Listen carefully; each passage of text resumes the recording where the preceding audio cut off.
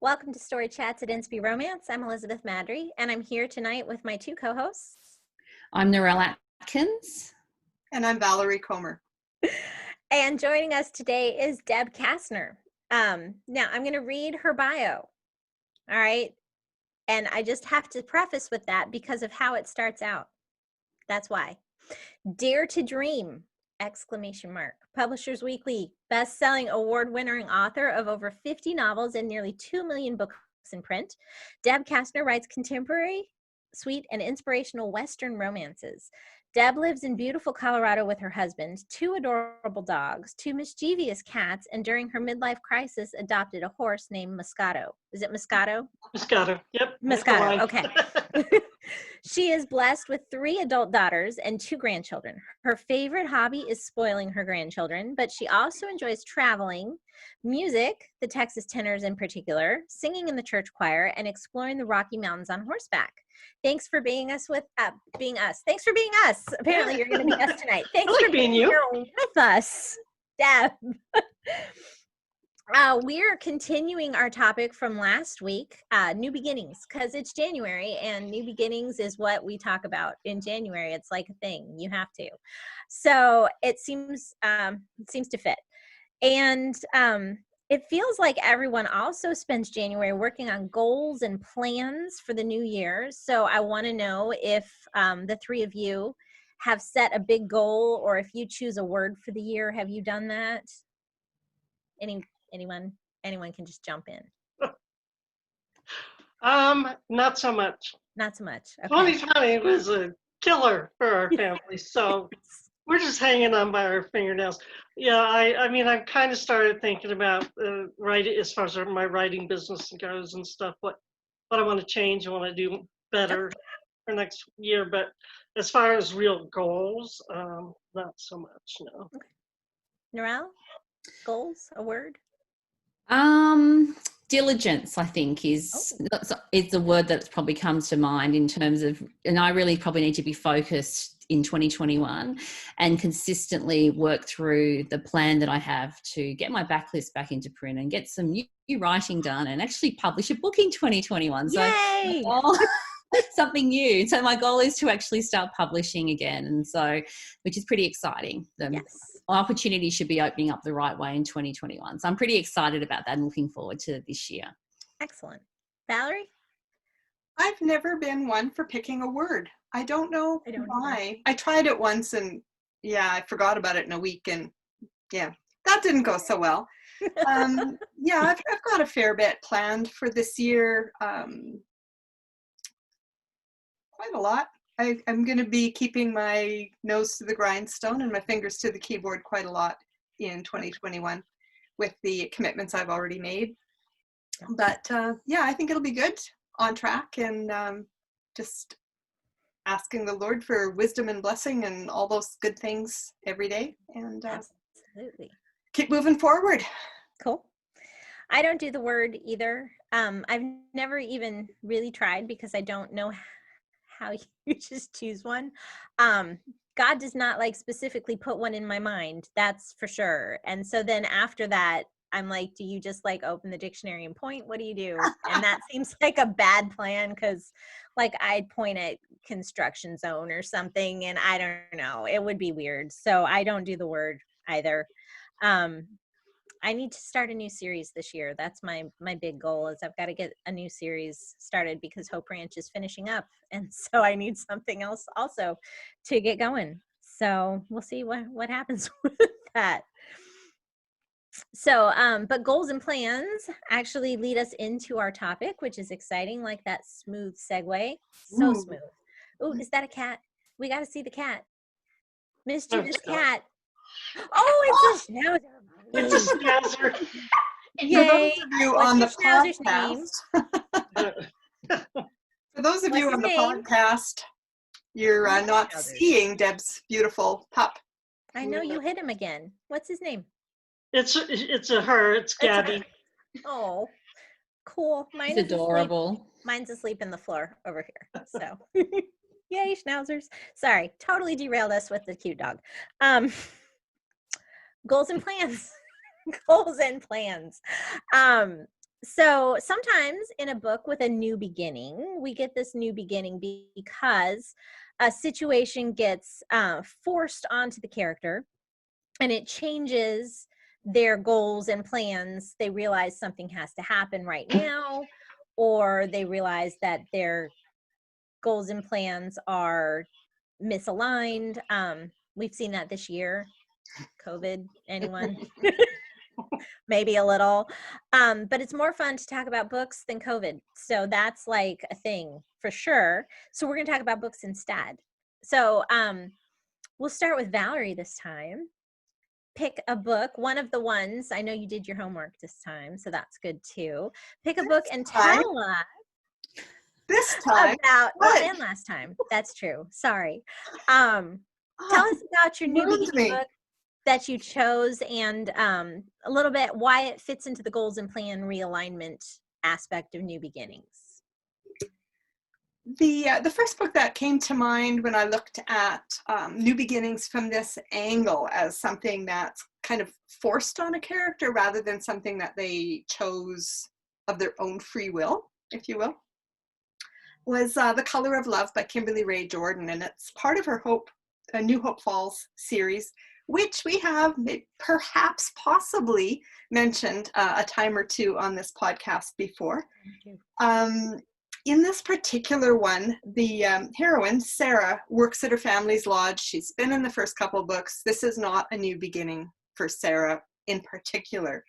But the hero is a guy named Bo, and he is a trust fund boy from Houston. And he had a very loud and public breaking of his engagement with a socialite, much to his father's dismay. And his father sent him packing to his grandfather in New Hope Falls. Now, who gets away with packing up their adult son? Somebody who holds the reins to the trust fund.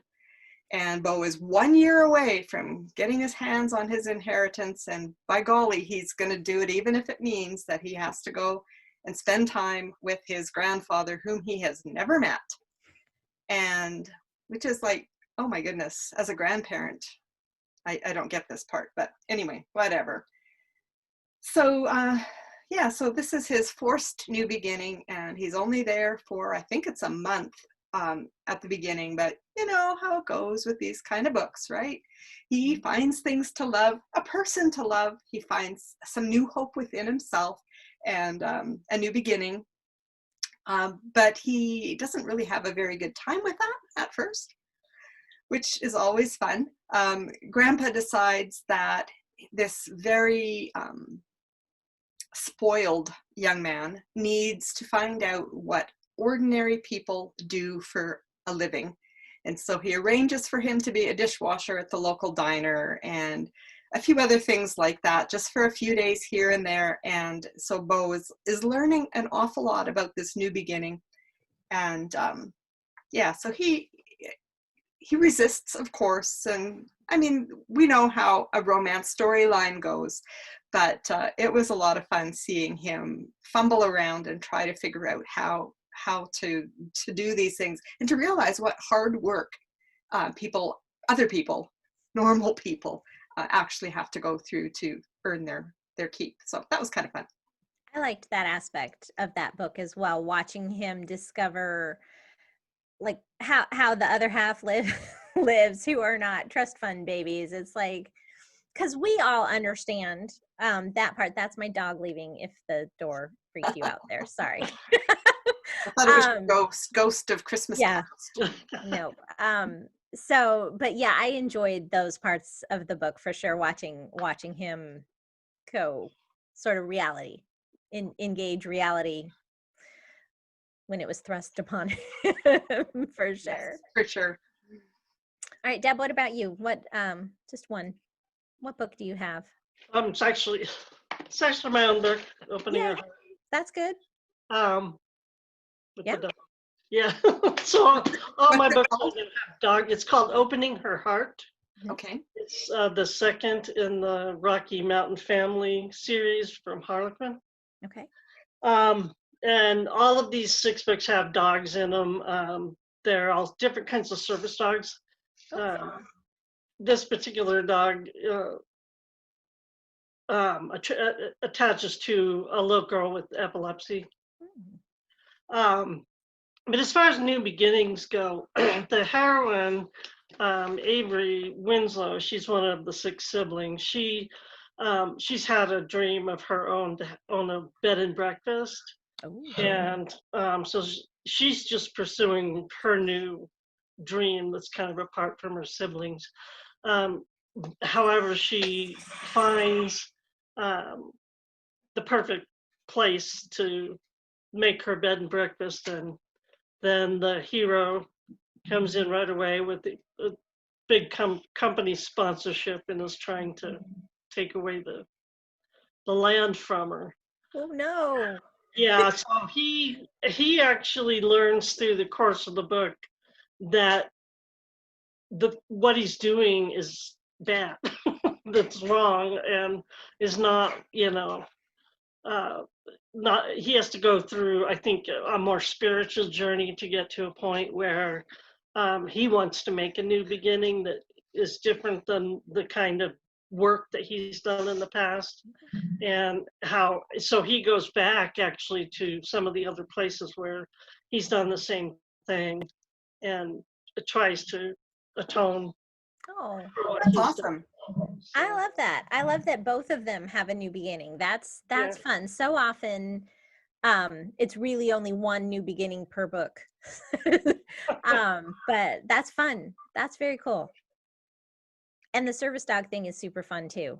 Oh yeah, I'm really loving the service dogs. That's really cool. Yeah. All right, Narelle, what about you? Well, my first one, let me just get organized, is Remember Me by Marion Newcomen. So this is a new beginning, new series as well. And it's what happens in this particular book is Clarice was a very successful model. She had the perfect life in New York, married to her agent. Everything was going really well. She's heading for 40 and she's basically she loses everything because he was cheating on her. And so she ends up moving back to Chapel Cove in Oregon, on the Oregon coast, and living at her parents' house. So she's gone from having this lovely, luxurious life in New York City to basically having no money and working out that she's made some not so good decisions that have led her into this situation. And one of those being the person she chose to marry was probably not the best choice. And then, of course, she's got her, the hero in the story, who she has a second chances book. So they knew each other when they were younger and things didn't work out. And so second chances is a favourite romance trope of mine. So I really like that combination of new beginnings and second chances. It's very fun.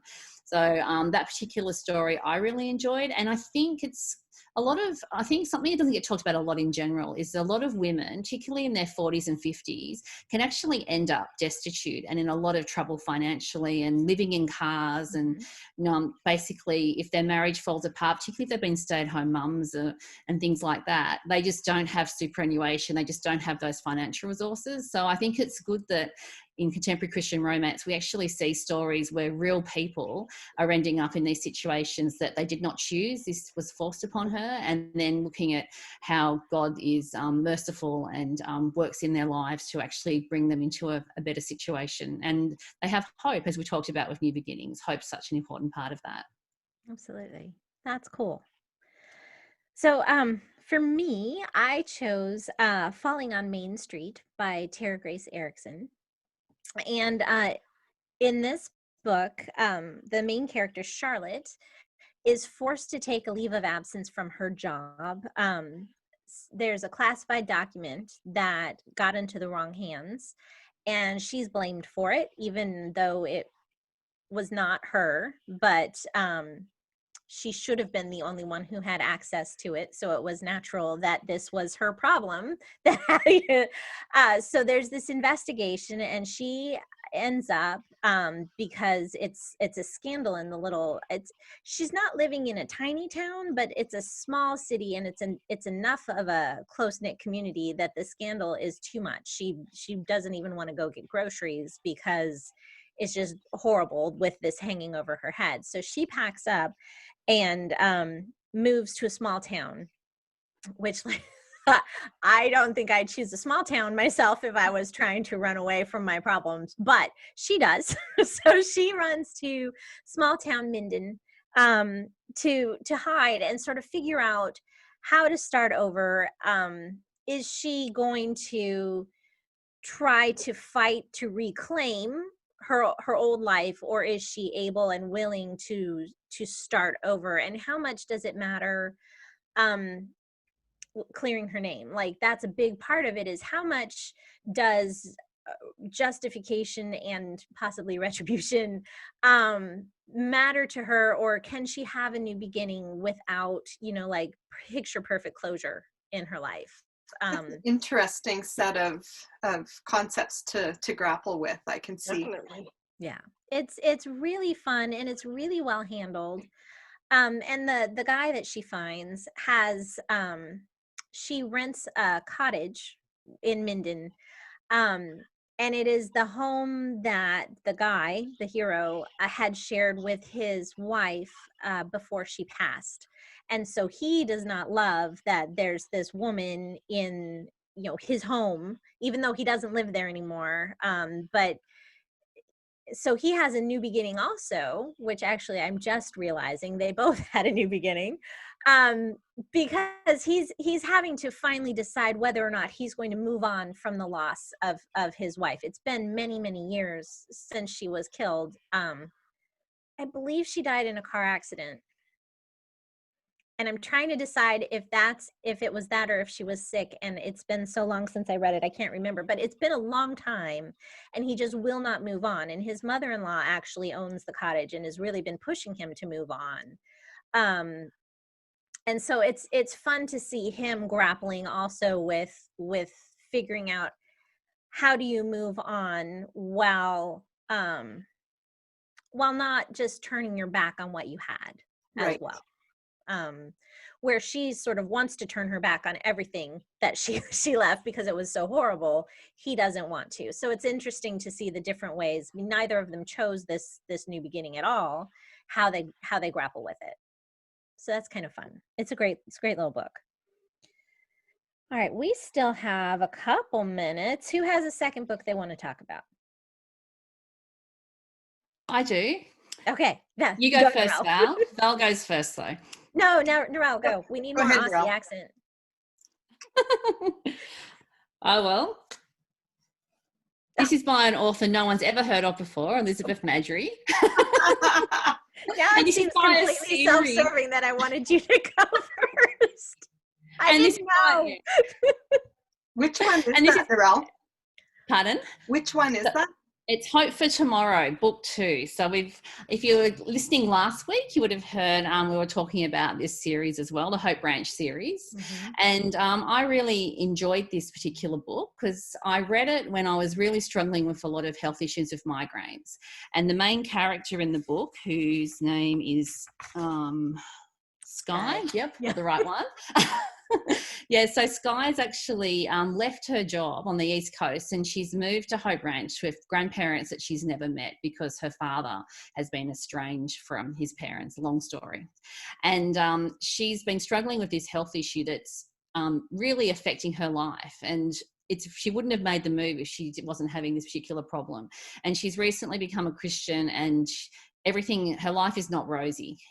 All these problems she has just haven't resolved themselves. So she moves to Hope Ranch and meets the hero who is working on the ranch with horses, and he's just lovely and delightful, and a lovely little romance develops from there. And she really has to work through what's really important to her in her life. And does she want to go back to the East Coast, or does she want to have a new life around the Hope Ranch area, and all those kinds of big questions as well. So I really enjoyed that story.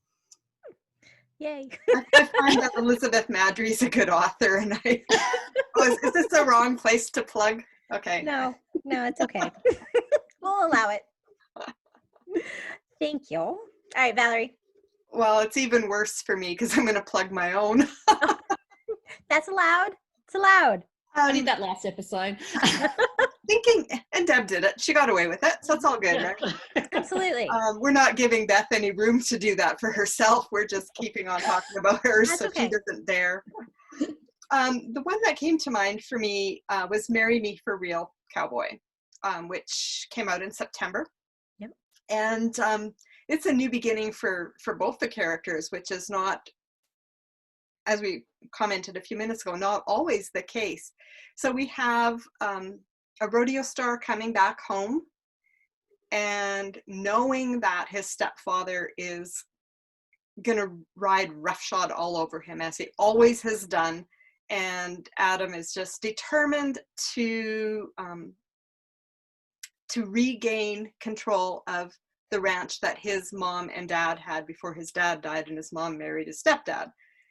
So he's trying to think how he can do that. And then he meets Riley, who is running and has been hitchhiking and is now trying to ditch the last guy she hitchhiked with, but he's like not willing to let her go. So she runs into the restaurant, she sees Adam, she's like, kiss me like you mean it, and he does, and that's where that all goes. I had a ton of fun with that first chapter. So he offers her a job, a legit job, and if she will, and a place to hide out, if she will agree to be his fiance for the next couple months until he can clinch this deal with his stepfather. So of course we know that doesn't all work out quite the way he planned, but it's a huge new beginning for both of them, and it was a ton of fun to write that story because they were just like fire and oil, just like all the time. There was a lot of fun dialogue, and they just got under each other's skin totally, and they didn't know, they were both pretending to be in love for the sake of his family. So when they really began to feel that, the other person couldn't really trust what they thought they were seeing because it was all fake, right? Yep. So anyways, that was a lot of fun as well. That's a whole nother discussion probably, but the new beginnings were fully blown in that one. It was good fun. No, it's a great one. Did you have another book, Deb? It's not a book. I haven't had a lot of time to be reading, honestly, but my husband's had some issues. But I was thinking about the Netflix series Virgin River, which is it's off of Robin Carr, who writes Sweet Romance for Harlequin. And what I love in this show is Doc Mullins and Rose. And these two characters are over 70 years old. And you never see this on TV, but they're both, they actually were married like for 20 years and just never did anything about it. They live separate lives. He had made a big mistake and she couldn't forgive him for it. And as they come back together in a new beginning, it is just, they actually show this falling in love of this 70-plus-year-old couple. Yep. And I love it so much because, you know, and honestly, in the Harlequin romances that I write right now, you know, the characters are all 30, period. You know, you don't see anybody older ever having any relationships. So that they are the reason that I watched, that I stuck through the first season, is I just was interested in them more so than any of the other couples that are going on. I haven't gotten to season 2 yet, but I'm excited because I've been putting it off because I'm like, they left them like he was signing the papers, and I'm like, well, if they're done, I'm out because they're the ones I care about. I don't care about any of the other. Okay, I probably gave it away from you, but they're not done. Yay! Then I'll watch the next it's totally season. worth watching. Yay! Yeah, I haven't watched season 2 yet either, but I love season 1. I binge watched that very, very quickly. I think it took probably 4 days, maybe. Well, once I find something, I'm a binge reader and I'm a binge TV watcher as well. So I like to get into something and just really get into the series and watch it. And I just really enjoyed Virgin River. Yeah. It was fun. It was good. I want to read the books, but they're like, it's like a year-long wait list at my library right now. And I'm just like, come on now. It's kind of nice to know that it's never too late for a new beginning, right? Yes. Yes. So I don't know where I'm going to use that tagline, but seems like it needs to be one. It does. It totally That's a does. good You need a title. series of new beginning books, and that could be the series tagline. Ooh, Definitely. now For we're talking. Yeah, for 2023, since I know Yeah, you're booked exactly. up through 22. I am. So if I know you were looking for something that you might need to write in 2021. Sure. So, There we go. I There we go, for present it sure. to you on a silver platter. Excellent. It's not Love even it. tarnished. It's not. No. And the thing is that idea that it's never too late for a new beginning is like with Christian contemporary romance in particular, right? I mean, that's the underlying spiritual theme that we are always reaching for, is just to remind people, there's no sin too big. There's no distance too far. You can't run so far away from God that he can't find you.